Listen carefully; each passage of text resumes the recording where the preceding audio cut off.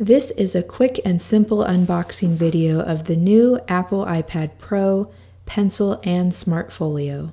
This is not a review, but I will share my first impressions of everything, especially of the nano-texture glass, since this is completely new to me and I had no idea what to expect. Starting with the iPad Pro, this is the 1 terabyte Wi-Fi only version. I don't normally keep a lot of files stored on an iPad. I usually transfer over to a desktop or external hard drive, but this felt like a good amount of storage for me personally. Now, when it comes to the standard glass versus the nano-texture, I was really nervous about choosing this upgrade as I heard mixed reviews about it. Some said it affected the colors too much, rich blacks specifically. I'm personally not a fan of drawing on glass. I would have purchased a matte screen protector anyway if I did go with the standard glass. But if you go with the nano-texture glass, you shouldn't need to buy a screen protector. At least those were my initial thoughts. So my first impressions of this nano glass is, I love it. I really like how it reduces glares significantly. It looks and feels premium. I'm not bothered by any shifts in color, and I do like how the Apple Pencil interacts when drawing on it. But these are just my first impressions. I may decide to do a full review of it later on after using it for longer.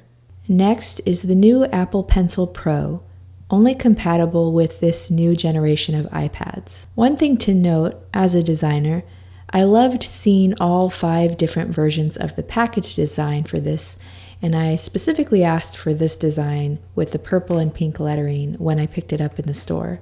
You've probably heard by now that the new pencil doesn't look any different than the previous version, but it's the internal features that have been updated. Since this is solely an unboxing and first impressions video, I haven't fully dived into how to use all of these new features, but I did notice how easy it was to squeeze the pencil and get those other options. The magnetic attachment to the iPad is pretty strong. However, when you're holding it or putting it in a bag, it does tend to fall off, so be mindful of not losing it. Last is the iPad Pro Smart Folio case. There are actually only 2 color options for this case, black or white. I do wish Apple would offer more color options. I would have chosen a purple instead, but the black is nice and matches with the space gray iPad Pro. At first, I wasn't sure if I would get the new keyboard, which is also a case, and would make getting this redundant, but I don't really see myself typing on the iPad enough to justify getting the keyboard. My main purpose is to use it for drawing and doing other creative things that I can't do as fluidly on a computer. You can see how the pencil magnetizes to the side, and this is what I meant about being careful hitting it on something, falling off, and losing it. When playing around with setting up the case to prop up the iPad, it is a little flimsy, and for this reason I have thought about returning it. At $100, it is an expensive case after all. But as with all Apple cases, the material feels nice and the design is beautiful. These are some of the dialogues you'll see when you first turn on the iPad, all pretty simple to follow. There was a software update that took maybe 5 to 10 minutes to complete, and then you can easily transfer over data from a previous iPad if you have one. I connected it with my phone, but there wasn't really anything to transfer.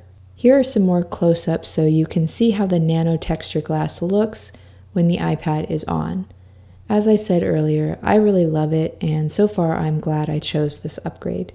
So that's it for the unboxing and first impressions of the new iPad Pro with nano-texture glass and the new Apple Pencil Pro and Smart Folio case. If you have any questions or thoughts, leave them in a comment below and check out one of these videos next.